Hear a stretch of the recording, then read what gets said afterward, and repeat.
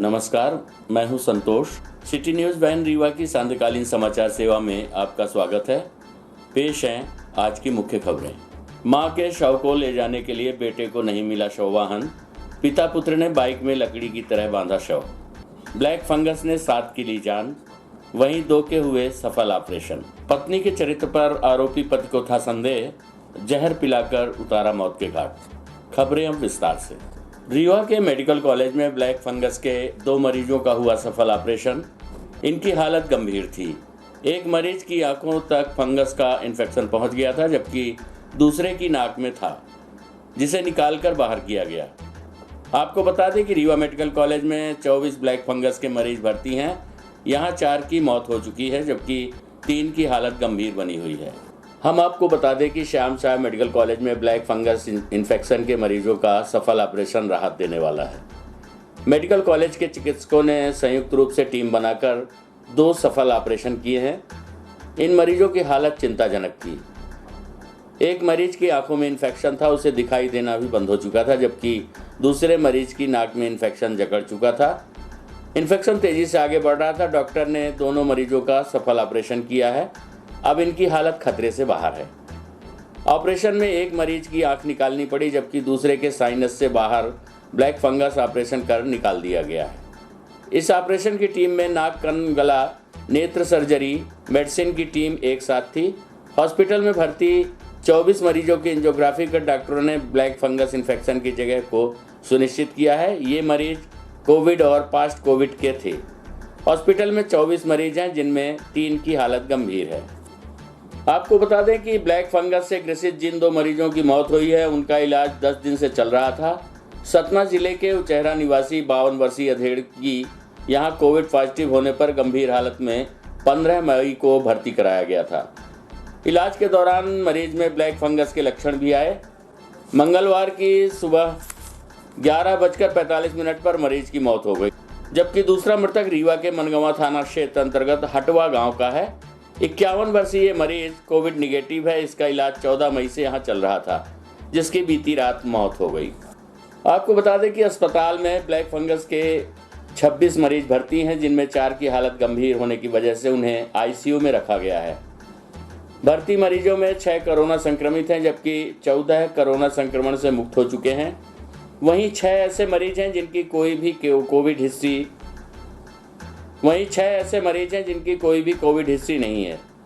4 लोगों की अब तक मौत हो चुकी है, जिनमें ब्लैक फंगस के लक्षण पाए गए थे। इस संबंध में आइए सुनते हैं HOD black fungal infection doctor Surendra मोपाजी से प्राप्त जानकारी के अंश। आज 26 तारीख को शाम 4 बजे तक की जो रिपोर्ट मेरे पास आई है, आज कुल 28 मरीज भर्ती हुए हैं। आज 28 मरीज हैं अभी तक हमारे वार्ड में, म्यूकरमाइकोसिस वार्ड में। उनमें से 23 मरीज म्यूकरमाइकोसिस वार्ड में हैं, 5 जो गंभीर हैं वो आईसीयू में हैं। और अभी तक का जो अध्ययन है, जो भर्ती हुए हैं हमारे यहाँ, उनमें से 7 अभी कोरोना पॉजिटिव हैं, संक्रमित हैं। 15 ऐसे हैं जो पोस्ट कोविड हैं। पोस्ट कोविड मतलब जिनको पहले कोरोना हुआ है, अभी कोरोना नहीं है उनको। और ऐसे 6 मरीजों का पता चला है जो उनको कोई हिस्ट्री नहीं है कि उनको कोविड हुआ था कि नहीं हुआ था। और अभी तक हमारे संस्था में, हमारे कॉलेज में, हमारे हॉस्पिटल में 17 आज दिनांक तक नेजल एंडोस्कोपी हुई है। नेजल एंडोस्कोपी मीन्स एक ऐसा प्रोसीजर, ऐसा प्रक्रिया है, एक एंडोस्कोप से हम देखते हैं नाक के अंदर डाल के दूरबीन पद्धति से, जिसमें हमें दिखाई देता है कि ब्लैक फंगस के प्रमाण मौजूद हैं कि नहीं, ब्लैक फंगस है कि नहीं है नाक में, टिश्यू सड़ तो नहीं रही है, ब्लैक्स तो नहीं पड़ रही है, साइनस के आसपास कोई ब्लैकनेस सड़ तो नहीं रहा है टिश्यू, और ब्लैक फंगस का एविडेंस पता चल जाता है। अभी तक हमारे यहाँ 3 ऑपरेशंस हुए हैं। डिब्राइडमेंट मतलब नाक के अंदर साइनस में कहीं भी हमको जो फंगस के मौजूद रहते हैं उनको निकालते हैं, उसको डिब्राइडमेंट बोलते हैं। और इन्हीं 3 में से एक मरीज का, जिसको आँख में विजन लॉस था, टोटली उसको दिखाई नहीं दे रहा था, और उसमें फंगस मौजूद था, तो आँख को भी निकालना पड़ा। तो आँख वाले डॉक्टर उसको निकाले हैं। बाकी जो नाक में रहता है उसको नाक कान गला वाला डॉक्टर हम लोग निकालते हैं। सर ब्लैक फंगस के अलावा येलो फंगस वाइट अभी तक हम जो नेजल एंडोस्कोपी कर रहे हैं, नेजल एंडोस्कोपी का मेन उद्देश्य ही है, शासन का भी मेन उद्देश्य यही है कि एंडोस्कोपी जो कोविड-19 जिनको हो चुका है और वो जिनकी छुट्टी हो रही है या जो अपने आउटडोर में आ रहे हैं कोविड-19 के बाद या सामान्य मरीज आ रहे हैं, तो अगर इनको ऐसा कुछ लक्षण है या थोड़ा भी शंका है कि इनको कोविड-19 के बाद फंगल इन्फेक्शन हो सकता है, तो उसके लिए नेजल एंडोस्कोपी किया जाए। तो इसी उद्देश्य को पूरा करने के लिए हम नेजल एंडोस्कोपी कर रहे हैं। नेजल एंडोस्कोपी में अभी तक हमको ब्लैक फंगस के अलावा वाइट और येलो फंगस ऐसा कुछ दिखाई नहीं दिया। अभी तक रीवा में कोई भी एक भी केस नहीं है। कोरोना कर्फ्यू के खोलने के कलेक्टर ने दिए संकेत, एहतियात रखते हुए खोला जा सकता है कोरोना कर्फ्यू। शासन प्रशासन के निरंतर प्रयासों के बाद रीवा जिले में भी कोरोना का पॉजिटिविटी रेट 5% से नीचे आ चुका है। ऐसे में रीवा में collector doctor Ilaiya Raja T ने लॉकडाउन खोलने को लेकर संकेत दिए हैं। Collector doctor Ilaiya Raja T ने बताया कि बीते कुछ दिनों से पॉजिटिविटी रेट लगातार कम हो रहा है। ऐसे में जल्दी ही कुछ एहतियात बरतते हुए धीरे धीरे लॉकडाउन खोला जाएगा। आपको बता दें कि प्रदेश में 31 मई से कई जिलों में लॉकडाउन हटाया जाना है, जिसमें रीवा जिला भी शामिल हो सकता है। इसी कड़ी में बिंद व्यापारी महासंघ ने रीवा कलेक्टर को मुख्यमंत्री शिवराज सिंह के नाम ज्ञापन सौंपा है। इस मांग पत्र में छोटे बड़े एवं सभी प्रकार के व्यापारियों के व्यापारिक प्रतिष्ठान पूर्व की तरह संचालित किए जाने की मांग की गई है, जिसमें व्यापारियों के परिवार का भरण पोषण हो सके। आपको बता दें कि 1 जून के पूर्व जिला आपदा प्रबंधन समिति की बैठक होनी है, जिसमें अहम निर्णय लिए जाएंगे। इस संबंध में Rewa collector doctor Ilaiya Raja T ने कहा है कि कोरोना संक्रमण बढ़ने के कारण आपदा प्रबंधन की बैठक में कोरोना कर्फ्यू लगाने के निर्णय लिए गए थे। आज जिस तरह से पॉजिटिविटी की रेट गिरी है, जल्द ही शासन के निर्देशानुसार कोरोना कर्फ्यू खोलने के संबंध में निर्णय लिया जाएगा। कलेक्टर ने यह भी संकेत दिया है कि आवश्यक चीज़ों को चालू कराया जाएगा और धीरे धीरे सामान्य स्थिति होने पर अन्य चीज़ें खोली जाएंगी। डॉक्टर इलैया राजा टी ने कहा कि पूरी जानकारी शासन स्तर पर दे दी गई है। जैसे भी निर्देश जारी होते हैं उस हिसाब से कोरोना कर्फ्यू में ढील दी जाएगी। इस संबंध में आइए सुनते हैं Rewa collector doctor Ilaiya Raja T एवं बिंद व्यापारी महासंघ के अध्यक्ष नरेश काली से प्राप्त जानकारी के अंश। 45 दिन मेरे हिसाब से करीब 45 दिन हो गए हैं। अब सभी तरह से व्यापार बंद है और कुछ जगहों पे छूट दी गई, जेंट्स बैंक वगैरह यहाँ कुछ छूट चल रही है, तो उनमें 45 दिन हो गए। व्यापारी परेशान है और उनके रोजी रोटी का सवाल है। और छोटे छोटे व्यवसायी, चाट ठेले वाले, फुल्की वाले, कपड़े वाले, इनको व्यवसाय करने की अनुमति दी जाए कोरोना गाइडलाइन से और सिस्टम से। 4 घंटे 5 घंटे सभी व्यवसायियों को जगह मिले, टाइम मिले तो अपना व्यवसाय शुरू कर सकें। जैसे अगर ऑड इवन से अगर रखा जाए या कुछ और चीज़ें अपनाई जाएँ अलग अलग टाइमिंग पीरियड के हिसाब से, वो कलेक्टर साहब से चर्चा हुई, आपदा प्रबंधन की बैठक होगी, उसमें भी हम लोगों को सुझाव मांगे गए हैं, तो हम लोग उसमें देंगे सुझाव। अगर 4 जोन में बांटा जाता, 4 जोन में बांट के हर क्षेत्र को खोला जाए अलग अलग, पर खोलना के वक्त पहले सभी को जगह मिले खोलने की। ऐसे नहीं चिन्हित करके कि इसको दिया जाए, इसको नहीं दिया जाए, सभी को थोड़ा थोड़ा टाइम दिया जाए। हमने ये मांग रखी, हाँ, सभी व्यापारियों के लिए। हमको होने नहीं देना है। इसके लिए वापस हम लोग सामाजिक संगठन के साथ बैठेंगे, थोड़ा सा आउट केसेस कम होगा तो फिर हम एक स्ट्रेटजी बनाएंगे कि हम लोग इसको एक कोविड अप्रोप्रिएट बिहेवियर चलता है कि कोविड का व्यवहार इस तरह व्यवहार करना है। जब तक हम 100% वैक्सीनेटेड हो जाए या जब तक 100% ट्रीटमेंट अवेलेबल होता है, तब तक इस व्यवहार को आगे जारी रखने के लिए लोगों को जागरूक कैसे करें, उसके लिए सभी लोग से मीटिंग सर लॉकडाउन खोलने को लेके क्या स्ट्रेटजी बनाई जा रही है?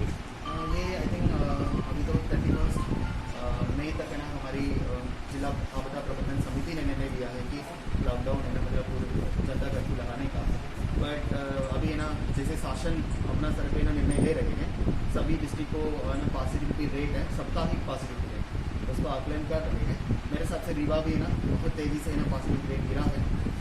सो सभी जिले के है ना किस प्रकार को है ना शासन की ओर से निर्देश मिलेगा, तो हम लोग जिला आपदा प्रबंधन समिति के साथ है ना रख करके फिर अभी टाइम है 3-4 दिन के अंदर है सब पूरा खोलने से बजाय थोड़ा थोड़ा खोला जाए और इवेंट के जैसे हाँ बिल्कुल है ना, सभी लोग, सभी एक्सपर्ट्स हैं ना, सभी लोग ये बताते हैं। प्रॉब्ली आई थिंक माननीय मुख्यमंत्री महोदय ने एक कमेटी बनाई है, समिति बनाई है, मतलब किस प्रकार को लॉकडाउन को है ना खोलना है।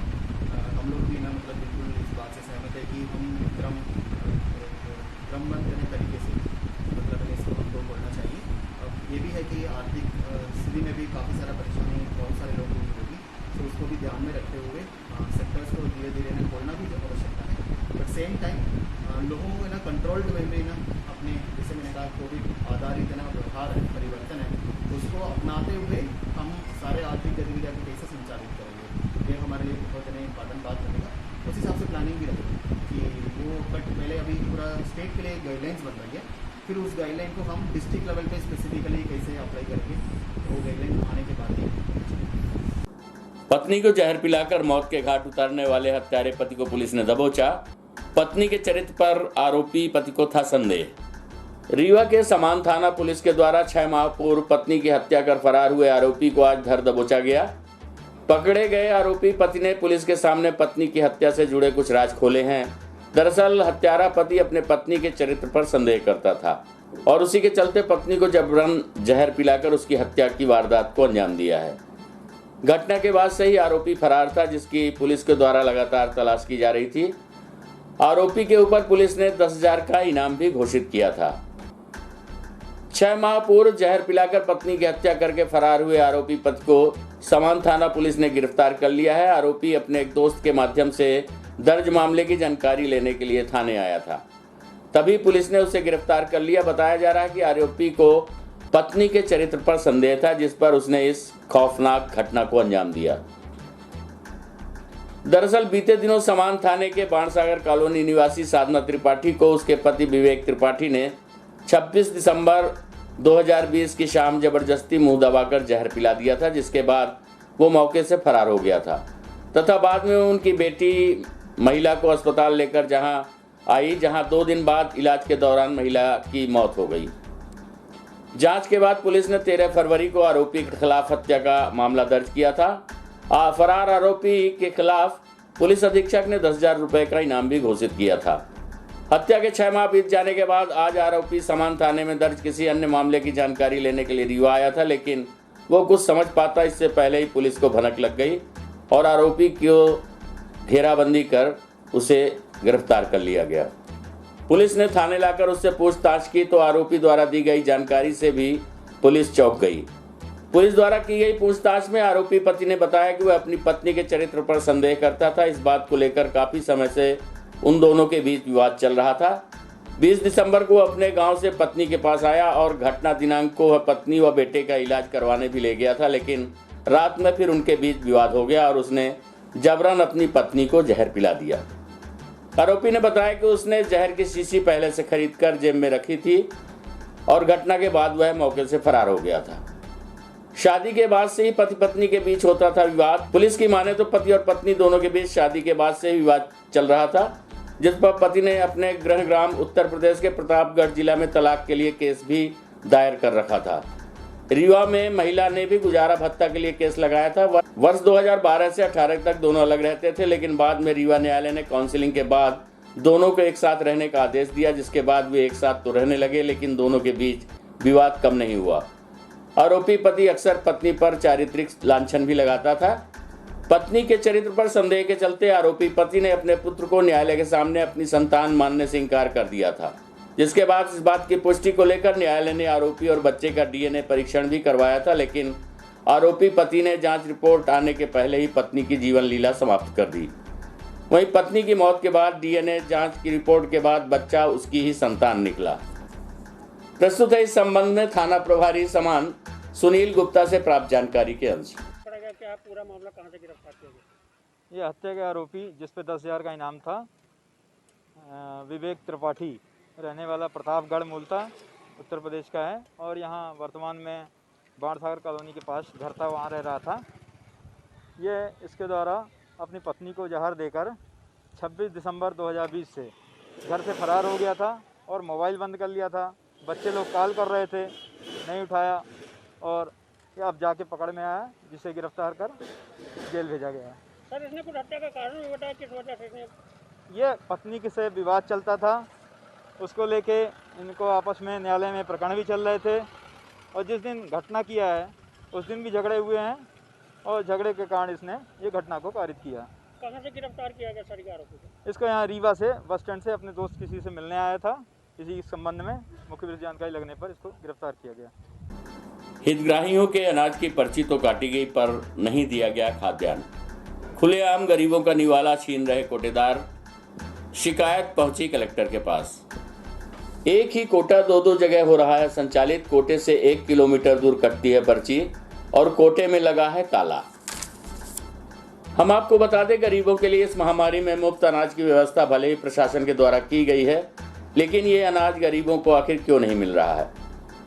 रीवा शहर से लगे करहिया नंबर 1 में संचालित कोटा, जहां लोगों के कार्ड से पर्ची तो काट दी जाती है, लेकिन वह प्रिंट उड़ गया, लेकिन उन्हें आज तक अनाज उपलब्ध नहीं कराया गया। आपको बता दें कि ये खाद्यान्न की पर्ची तो कोटेदार के द्वारा काट दी जाती है, लेकिन कोटे का ताला कभी कभार ही खुलता है। एक ही कोटा दो जगह संचालित होता है। आपको बता दें कि 3 माह पूर्व की पर्ची लिए लोग घूम रहे हैं, लेकिन उन्हें अभी भी खाद्यान्न उपलब्ध नहीं कराया गया। कोटेदार का कहना है कि यह खाद्यान्न उन्हें पुराना कोटेदार प्रदीप द्विवेदी देगा, जो कोटा छोड़ चुका है। अब सवाल ये उठता है कि कोटेदार के बदल जाने से स्टॉक तो नहीं बदलता, फिर इनका खाद्यान्न कौन खा गया। इस पूरे मामले को लेकर कलेक्टर इलैया राजा टी ने आश्वासन दिया है कि जल्दी ही जांच कर कोटेदार के ऊपर कार्रवाई की जाएगी। वहीं जब इस बारे में रीवा कलेक्टर से चर्चा की गई तो उन्होंने बताया कि सभी लोगों को शासन की योजनाओं के तहत खाद्यान्न वितरित किया जा रहा है। प्रशासन द्वारा प्रयास किया जा रहा है कि पूर्ण पारदर्शिता के साथ खाद्यान्न वितरित किया जाए, किंतु कुछ लोगों के द्वारा खाद्यान्न वितरण में गड़बड़ी की शिकायत प्राप्त हुई है, जिसकी जांच खाद्य अधिकारी द्वारा कराई जाएगी। दोषी पाए जाने पर सख्त कार्यवाही की जाएगी। हम आपको बता दें कि खाद्यान्न वितरण में गड़बड़ी किए जाने पर अब तक जिले में 11 लोगों पर मुकदमे दर्ज किए गए हैं। प्रस्तुत है हितग्राही एवं सेल्समैन सहित collector doctor Ilaiya Raja T से प्राप्त जानकारी के अंश। महीने में 1 2 3 दिन, बस 3 दिन में खत्म कर देते। कितने उपभोक्ता हैं यहाँ तो कम से कम नहीं तो 2000 के आसपास। राशन कार्ड हो गया 700-800 तो होगा ही। तो ये 600 लोगों को 3 दिन में बांट लेते हैं। हाँ, 3 दिन में वो भी कोशिश करते हैं, तो नहीं तो पर्ची कुछ लोग का निकलता है, कुछ लोग का निकलता ही नहीं है। कुछ लोग इंतजार भी करते हैं, वहीं लाइन लगाते हैं, वहीं कटवाते हैं, फिर लेते हैं। तो क्या सबको मिल जाता है कि? अरे टाइम लगता है सबको। शाम हो मतलब 2 सुबह के गए तो 3 बज जाता है, 2 बज जाता है। शिकायत आ रही है कि लोगों को पर्ची काट दी जाती है, गल्ला नहीं दिया जाता, तो क्या है? पर्ची मेरी 3 महीने खुद की कटी है, तीसरे महीने की, मार्च की। वो गल्ला नहीं मिला, बोले कोटेदार चेंज हो गया है, वही कोटेदार देंगे। पैसा तो मेरा 5 रुपये पिछले बार जमा भी था। 2-2 3-3 रुपये एक्स्ट्रा भी लेते हैं लोग। गल्ला कब से मिला आपको? गल्ला मिला मेरे को कल परसों मिला है। मेरे पर्ची में 3 महीने के गल्ला आया, 1 महीने के गल्ला मिला। पर्ची कहाँ आपकी? पर्ची हमारी जमा हो गई, गल्ला 30 किलो मिला मेरे को। वापस पर्ची नहीं देते हैं? नहीं देते हैं। लेकिन वो फूड कंट्रोलर तो पर्ची सबको देना अनिवार्य है। पर्ची नहीं देते। 3 महीने के पर्ची कटी है तो 1 महीने के गल्ला मिला, बोले कि 10 दिन बाद मिलेगा गल्ला। क्या नाम से कार्ड है आपका? हमारा नाम से कमलेश के नाम से कार्ड है।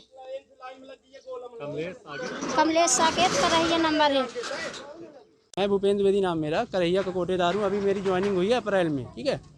और शिकायत है कि उनको पहले का गल्ला हाँ, नहीं दिया गया। देखिए मार्च के महीने का मैं नहीं जानता, अप्रैल से मेरा प्रभार है। मार्च के पहले उनका मतलब जो कोटेदार थे प्रदीप द्विवेदी, उनका प्रभार है। वो आज आएंगे 4 बजे, उनसे संपर्क करें, वो दिलवाएंगे तो वो मेरे को देंगे उतना स्टॉक, मैं उनको दिलवा दूंगा, ठीक है। वो स्टॉक उनके पास है, वो जाने, उनसे मेरा लेना देना है। सर, एक करहिया नंबर 1 में एक कोटा है जहां लोगों की पर्चियां काट दी गई हैं, उनके नंबर मिट गए हैं, लेकिन उनको खाद्यान्न नहीं दिया जा रहा। आपके माध्यम से जानकारी मिली थी, मैं तत्काल कार्ड अधिकारी को निश्चित किया है कि उस पर जाँच कराई जाए और लोगों से बात भी किया जाए। मतलब कोई भी अनियमितता हुई है तो डेफिनेटली कार्रवाई होगी। सर, आपके द्वारा बार बार ये कहा जाता है कि कार्रवाई होगी, इसके बाद भी कोटेदार मानने को तैयार नहीं है। ऐसे नहीं, मतलब काफ़ी कुछ मुझे ये नहीं पता है, बट लोग बताते हैं कि काफ़ी सुधार हुआ है PDS के सिस्टम में। बिकॉज लास्ट 6 मंथ्स में अभी तक हम लोग 11 FIR दर्ज कर चुके हैं। काफ़ी कुछ रिकवरीज किया जा चुका है। अभी हम सारे कोविड का सीज़न पे अभी निःशुल्क खाद्यान्न वितरण होना है। प्रधानमंत्री गरीब कल्याण अभियान के अंदर 2 महीने का अतिरिक्त राशन देना है, उसको सभी दुकानों को डिस्प्ले करने के लिए भी बोला है। सभी लोग डिस्प्ले भी करेंगे। समटाइम्स लोगों की मेरे ऐसे भी शिकायत आई है, मतलब वो शिकायत गलत भी पाया जाता है, बट जांच करेंगे। जांच में गड़बड़ी होता तो कार्रवाई होती ही है। ऐसे अब मुझे नहीं लग रहा वैसे कोई जांच हमने किया है या फिर वो कार्रवाई नहीं हुई है और कार्रवाई के लिए पेंडिंग है। ऐसे PDS में तो एक भी नहीं। तो उसका कहना है कि जो हमारे से स्वयं जो जब तक मैं था मेरे टाइम पीरियड में गलती में उससे पहले ही ऑलरेडी गलती करके उसने ऐसे दिया है। जो पिछले महीनों की मार्च तक के गल्ले थे वो लोगों को नहीं मिले। मतलब किसी ने भी गलती का उनकी रिस्पॉन्सिबिलिटी फिक्स किया। हाथ ठेले के बाद मोटर बाइक पर दिखी शर्मसार सिस्टम की तस्वीर। मां का शव ले जाने बेटे को नहीं मिला शव वाहन। रीवा जिले के मऊगंज कस्बे से आज एक बार फिर सिस्टम को शर्मसार करती तस्वीर सामने आई है, जहां सर्पदंश से मृत हुई पत्नी के शव को ले जाने के लिए पति और बेटे को शव वाहन नहीं मिला और वो शव को लकड़ी की तरह बांधकर मोटर बाइक में ही पत्नी का शव लेकर जाते दिखे। हम आपको बता दें कि इसके ठीक 2 दिन पहले मऊगंज से ही एक लाचार पिता की बेबसी देखने को मिली थी, जहां बेटी के इलाज के लिए 8 घंटे तक लाचार पिता कंटेनमेंट जोन में फंसा रहा और बाद में बेटी को हाथ ठेले में लेकर वह अस्पताल पहुंचा। इसके ठीक 2 दिनों पहले मऊगंज से ही एक लाचार पिता की बेबसी देखने को मिली थी, जहां बेटी के इलाज के लिए 8 घंटे तक एक लाचार पिता कंटेनमेंट जोन में फंसा रहा और बाद में बेटी को हाथ ठेले में लेकर वह अस्पताल पहुंचा था, जिसके बाद उसे इलाज मिल सका। जिले के मऊगंज कस्बे में आज उस वक्त हड़कंप मच गया जब एक पति सिस्टम से तंग आकर अपनी पत्नी के शव को मोटर बाइक में ले जाने के लिए मजबूर हो गया, और वो इसलिए क्योंकि उसे अस्पताल से पत्नी का शव ले जाने के लिए डॉक्टरों ने शव वाहन देने से इनकार कर दिया। दरअसल मऊगंज थाना क्षेत्र के सुरवही गांव की रहने वाली श्यामवती जायसवाल को सांप ने काट लिया, जिसके बाद इलाज के लिए उसे मऊगंज सामुदायिक स्वास्थ्य केंद्र लाया गया, जहां पर डॉक्टरों ने उसे मृत घोषित कर दिया। जिसके बाद डॉक्टरों के द्वारा उसका पीएम कराया गया, लेकिन पीएम के तुरंत बाद जब परिजनों को डेथ बॉडी सौंपी गई तो उन्हें यह कहकर शव वाहन नहीं दिया गया कि अस्पताल में शव वाहन की कमी है। अब इसे सिस्टम की संवेदनहीनता कहें कि जिस अस्पताल में शासन और प्रशासन की व्यवस्था के बावजूद बड़े बड़े लोग शव वाहनों का दान करते हैं, इसके बावजूद अस्पताल के भीतर शव वाहन की कमी प्रशासनिक लापरवाही का प्रमाण दे रही है। आपको बता दें कि 2 दिन पूर्व ऐसी ही तस्वीर सामने आई थी मऊगंज नगर परिषद के वार्ड क्रमांक 6 से, जहां लाचार पिता को कंटेनमेंट जोन में होने के कारण अपनी बेटी के इलाज के लिए 8 घंटे तक जद्दोजहद करनी पड़ी थी। बाद में कंटेनमेंट जोन की जाली तोड़कर खुद ही विवश पिता हाथ ठेले में अपनी बेटी को लेकर अस्पताल पहुंचा, जिसके बाद ही उसका इलाज संभव हो सका। इस संबंध में प्रस्तुत है मृतिका के परिजन से प्राप्त जानकारी के अंश। क्या नाम है आपका? जी उदयभान जायसवाल। इनको क्या हो गया था? सांप काट दिया था। कब की घटना है ये? आज का 1 बजे के आज की।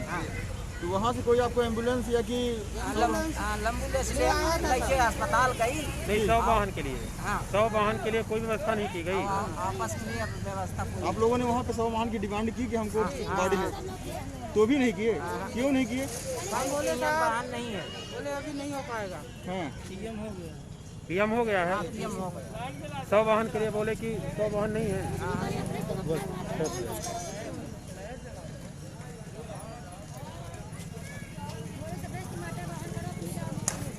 क्या बोले? कौन बोला कि अपने से ऑटो वाहन? डॉक्टर लोग बोले हैं, बोले कि अपने से आप वाहन करो ले जाओ। क्यों वो वाहन उपलब्ध नहीं करा सकते थे क्या? क्यों? आपने उनसे बोला कि हमको जैसे ले जाना हो ले जाइए। हम बोले साहब बाइक से हम ले जा सकते हैं। बोले ठीक है आप ले जाइए, कोई दिक्कत नहीं है। शव वाहन की आपने बोला था कि सर शव वाहन की व्यवस्था करिए। किस गांव के हैं आप? माचे। जिले भर में किसानों ने काली पट्टी बांध सरकार का पुतला दहन कर मनाया काला दिवस। 144वें दिन किसान नेता इंद्रजीत सिंह शंकू के नेतृत्व में जारी रहा धरना। संयुक्त किसान मोर्चा के संयोजक किसान नेता शिव सिंह ने बताया कि किसान बिल के विरोध में दिल्ली किसान आंदोलन के समर्थन में 144वें दिन ग्राम बिहरा में किसान नेता इंद्रजीत सिंह शंकू के नेतृत्व में धरना दिया गया। धरने में कोविड-19 की गाइडलाइन का पालन जारी रहा। धरने में प्रमुख रूप से किसान नेता रामभान सिंह, सर्वेश सिंह, राजेश शुक्ला, जियालाल साकेत आदि उपस्थित रहे। जिले भर में किसानों ने काली पट्टी बांधकर सरकार का पुतला दहन कर मनाया काला दिवस। किसान मोर्चा के संयोजक शिव सिंह ने बताया कि मोर्चे के राष्ट्रीय आह्वान पर किसान बिल के विरोध में चल रहे दिल्ली किसान आंदोलन के 6 माह पूरे होने पर सरकार द्वारा किसानों की बात नहीं माने जाने तथा निरंकुश सरकार के 7 वर्ष पूरे होने पर समूचे रीवा जिले के किसान केंद्र सरकार का विरोध करते हुए कोविड गाइडलाइन का पालन करते हुए अपने घरों पर काला झंडा लहराकर सर एवं हाथ पर काली पट्टी बांध काला मास्क लगाकर सरकार का पुतला दहन कर राष्ट्रीय किसान काला दिवस मनाया गया। किसानों के विरोध दिवस का 12 विपक्षी दलों सहित अन्य संगठनों ने समर्थन किया। जिले सहित तहसील मुख्यालयों एवं ब्लॉक स्तर पर किसानों ने काला दिवस मनाकर महामहिम राष्ट्रपति महोदय को संबोधित ज्ञापन कलेक्टर, एसडीएम, तहसीलदार को सौंपा।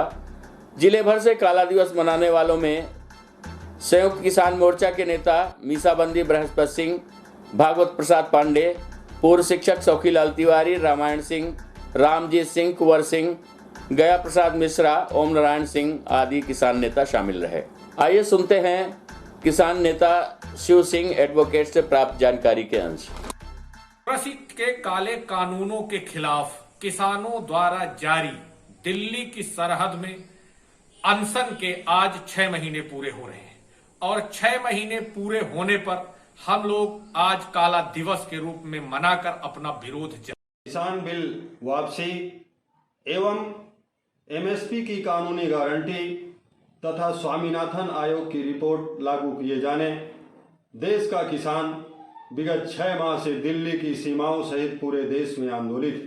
अभी तक में लगभग 400 से अधिक किसान अपनी शहादत दे चुके हैं, लेकिन देश में बैठी तानाशाह हुकूमत ने अभी तक किसानों से निर्णायक बात नहीं किया। अभी हाल ही में 12 विपक्षी दलों ने भी किसान आंदोलन का समर्थन किया है। तमाम जन संगठनों ने समर्थन किया है। माननीय सुप्रीम कोर्ट तथा देश के अर्थशास्त्रियों ने, जनमानस ने किसानों के हक में टिप्पणी किया है।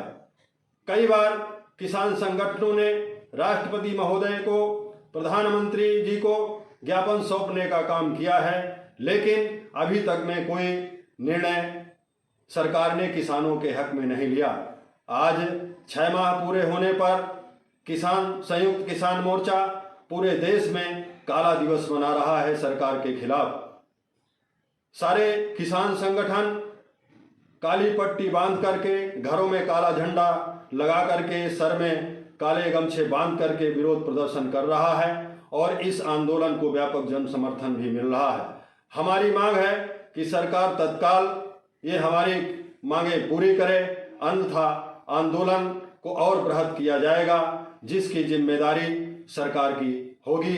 जय जवान, जय किसान, जय मजदूर। आज की खबरों में बस इतना ही। कल हम पुनः हाजिर होंगे कुछ नई खबरों के साथ। तब तक के लिए हमें इजाजत दीजिए। नमस्कार।